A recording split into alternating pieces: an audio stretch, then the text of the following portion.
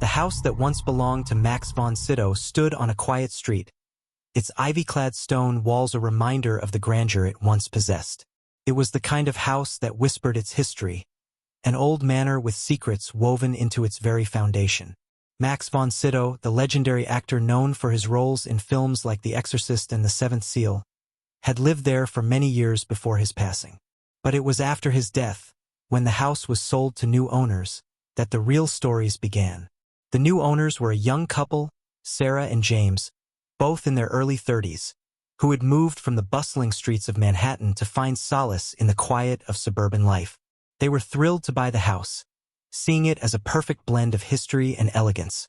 The sprawling garden, the rich wood interiors, and the air of old-world charm drew them in immediately.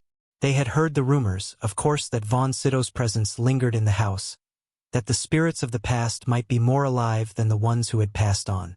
But to them, it was all just superstition. For the first few weeks, the house was everything they had dreamed of. They hosted small dinners with friends, enjoying the crackling fire in the living room, the large windows that overlooked the garden. But soon, there were subtle things that made Sarah uneasy: doors that would creak open in the dead of night, a faint shadow that seemed to move in the corner of her eye, footsteps that echoed through the hall when no one else was there. James dismissed it all, thinking it was just the house settling, or their imagination. Then it happened.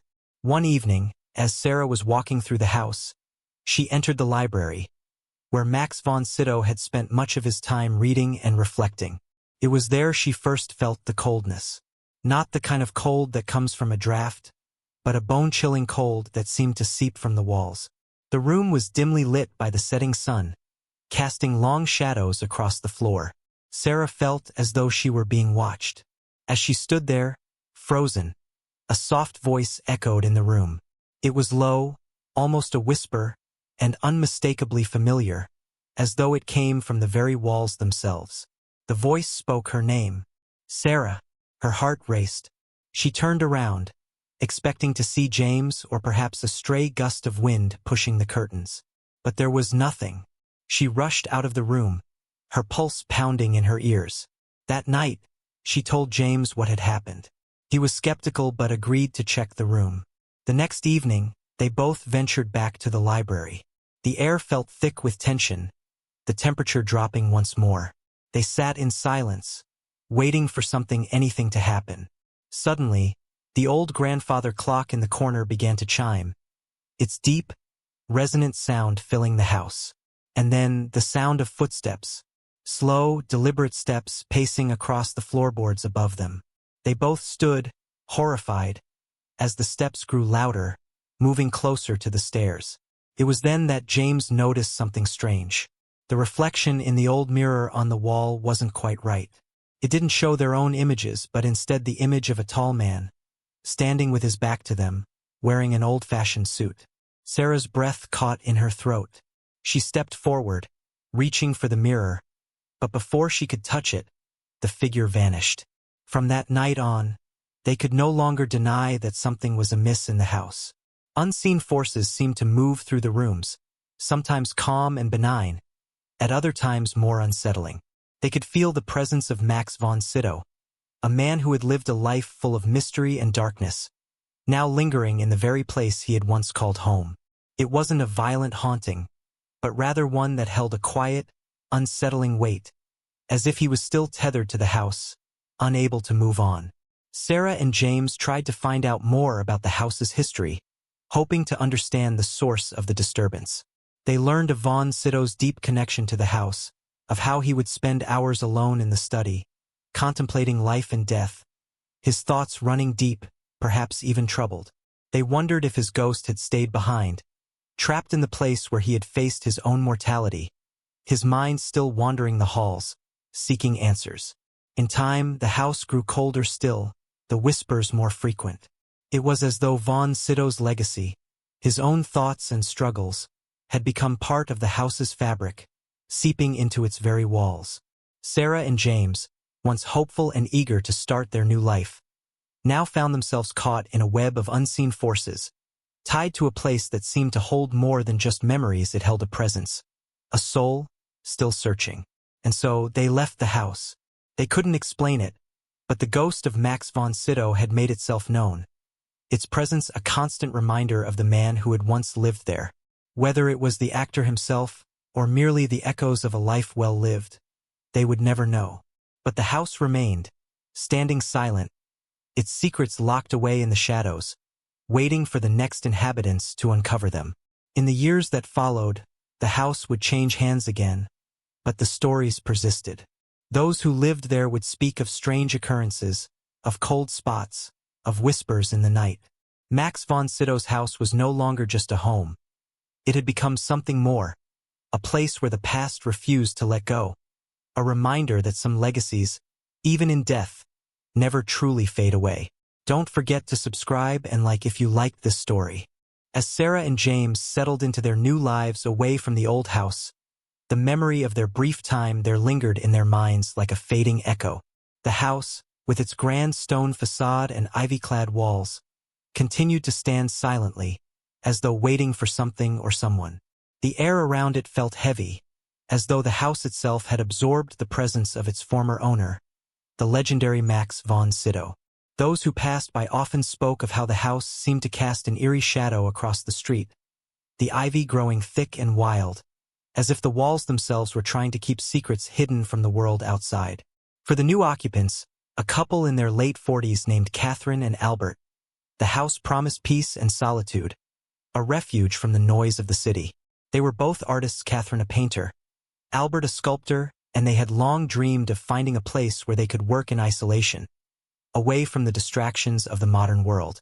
When they first saw the house, they were captivated by its old-world charm, the spacious rooms with high ceilings, and the wide, sun-dappled garden. They didn't know much about its previous owners, except for a vague mention of the actor who had once lived there. To them, it was simply a beautiful old house, the perfect setting for their creative endeavors. In the early days of their move, Catherine spent hours in the garden, sketching the overgrown paths and flowering trees, while Albert set up his studio in one of the rooms upstairs. They marveled at the way the light filtered through the windows, casting long, dramatic shadows across the walls. But as the days passed, a sense of unease began to settle over them. It started small, a flicker of movement out of the corner of their eyes, the faint sound of footsteps on the stairs when they knew no one else was around. At first, they brushed it off as the house settling or their own tired minds playing tricks on them. But it was hard to ignore the growing sense that something or someone was watching them, lingering just out of sight. One evening, as Catherine was preparing dinner in the large kitchen, she noticed a strange, almost oppressive silence in the house. The usual creaks and groans of the old wooden beams were absent, and the air felt thick with stillness. She stood still for a moment, listening. Then, she heard it, the softest of whispers, barely audible, coming from the far side of the room. She turned quickly, but there was nothing there. The kitchen was empty, the only sound the ticking of the old clock on the wall. Her heart beat faster, but she dismissed it, thinking it was just her imagination playing tricks on her. After all, she had been painting all afternoon, lost in her work. Perhaps the stress was getting to her. Later that night, after they had finished their dinner, Catherine and Albert retired to their sitting room, a cozy space with large leather chairs and a fireplace that crackled with warmth. They settled into their usual evening routine, Albert reading a book and Catherine sketching in her notebook, the light of the fire flickering in the dim room. The atmosphere felt heavy, like the house was waiting for something. Catherine tried to ignore the feeling, but it gnawed at her, a creeping sense of dread that she couldn't shake. As the night wore on, Catherine noticed something strange. The portrait of a man which had hung on the wall for as long as they had been there seemed to change. The man in the painting, who appeared to be in his late 60s, was dressed in an old-fashioned suit, his face somber and thoughtful, as though lost in deep contemplation. But tonight his expression seemed different. The eyes of the man in the painting had shifted, as if they were following her. She froze, her pencil poised above the paper, staring at the image. The man's face, once serene, now appeared troubled. Albert glanced up from his book, noticing the tension in her posture. "Are you all right?" he asked, his voice laced with concern. Catherine swallowed hard, trying to shake the feeling that had settled in her chest. I think the painting's changed," she whispered, though she couldn't quite bring herself to explain how or why. Albert chuckled softly. "You're tired, love. That's all." But Catherine wasn't so sure. The more she looked at the painting, the more she felt like it was watching her. The eyes, once distant, now seemed so real, so alive. A chill ran down her spine. That night, as they went to bed, Catherine couldn't shake the unsettling feeling that had taken root. She lay awake in the dark, listening to the sounds of the house. The wind outside howled through the trees, and the old windows rattled with each gust. But beneath it all, there was something else, something quieter, yet more insistent. Footsteps, soft but deliberate, moving slowly through the hallway outside their bedroom door. Catherine's heart raced as she listened, her breath shallow. Albert was sound asleep beside her, oblivious to the strange sounds that filled the night. She lay there for what felt like hours, unable to move, unable to speak. The footsteps grew closer, coming nearer and nearer to their door. And then, just as suddenly as they had started, they stopped. Catherine's mind raced, her thoughts a blur. Was it just the house settling again? Had she imagined it? But the fear in her chest felt too real to dismiss. She finally managed to summon the courage to get up and investigate. She tiptoed to the door and peered out into the dark hallway. But there was nothing. No sign of anyone, no trace of movement. Just the stillness of the night. The next morning, Catherine found Albert in the study, staring at a stack of old books he had discovered on a shelf in the back of the room. The books were worn, their leather covers cracked and faded with age. He had begun flipping through them, hoping to find some insight into the history of the house. But so far, the only thing they contained were strange, cryptic notes written in a language neither of them could understand. "There's something odd about this place," Albert said, looking up at her with a furrowed brow. "I think we're being haunted." Catherine nodded, her voice barely a whisper. "I think you're right." The following days in the house felt different. The shadows seemed longer, the air colder, and every creak of the floorboards seemed to reverberate deeper in their bones. Catherine tried to focus on her art, retreating into her studio for hours, but every time she turned her gaze to the windows, the world outside felt a little more distant, a little more detached. The once picturesque garden now seemed overgrown and untamed, as if nature itself had abandoned the house. The walls, too, seemed to exude an oppressive weight, as though they were closing in, watching her every move. One afternoon, as Catherine was lost in the swirling strokes of her brush, a peculiar sense of unease took hold of her. She had been painting a landscape, a scene of the garden she had once admired for its beauty.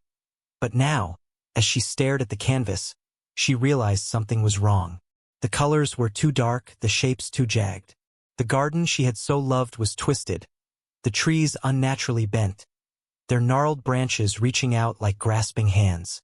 She stopped herself, wiping her hand across her forehead as a bead of sweat formed there.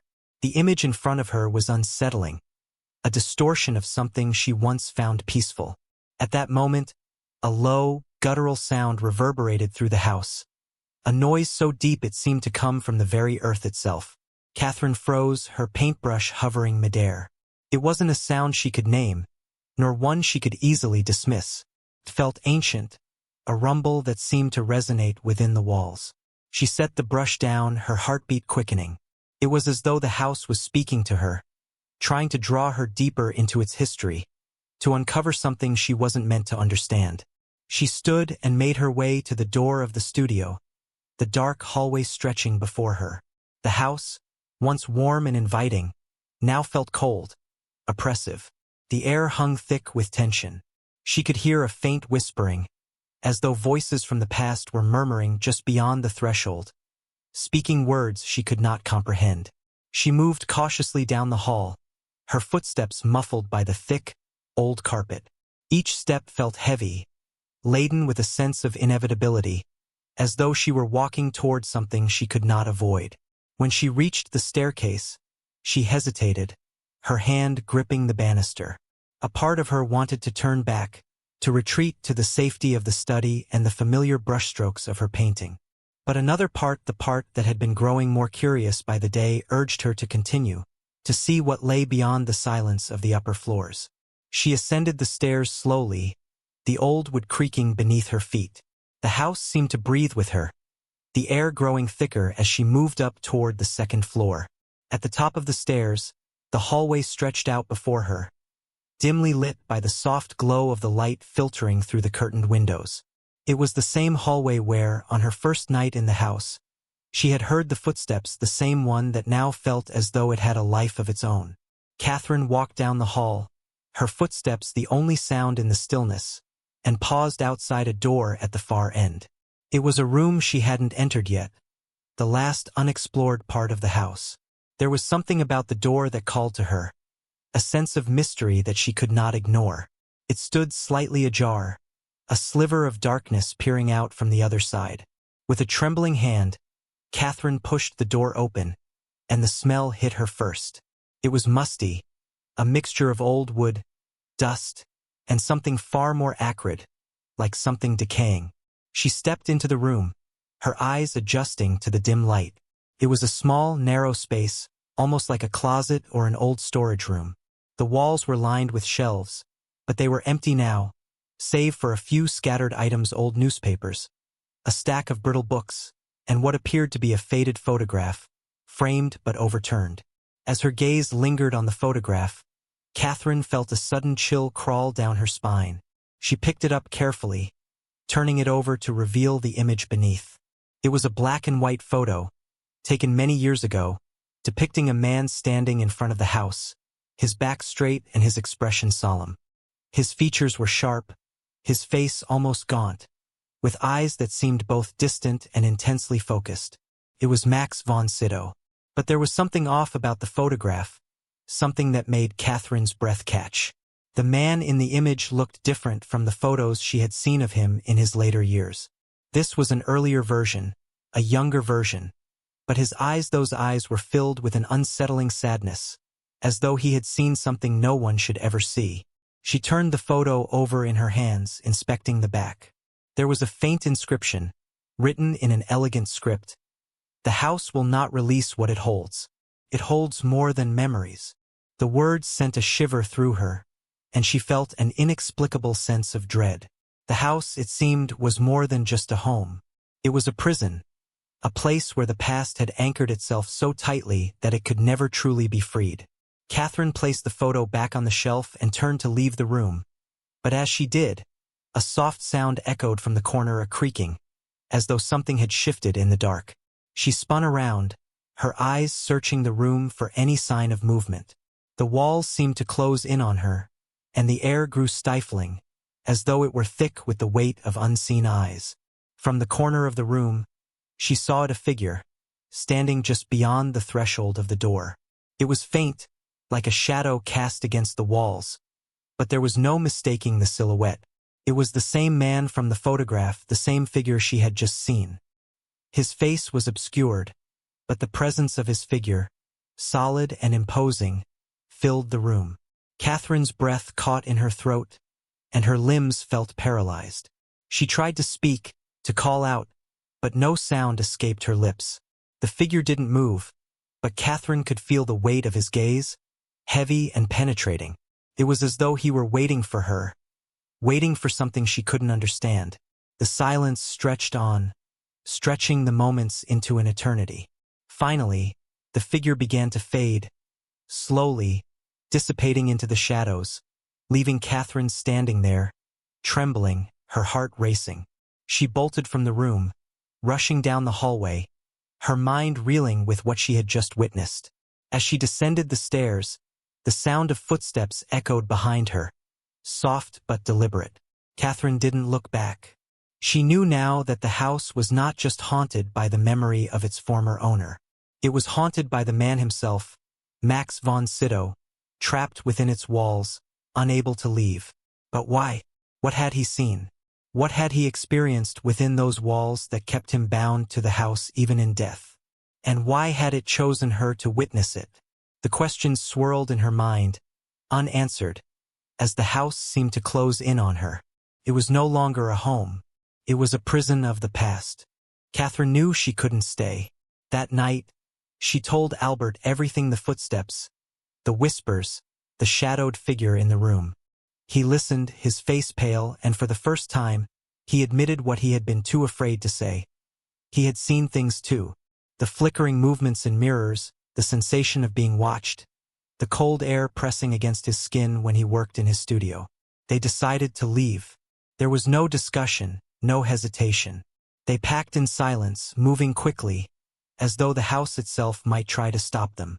As they carried the last of their belongings down the stairs, Catherine glanced once more at the portrait of Max von Sydow.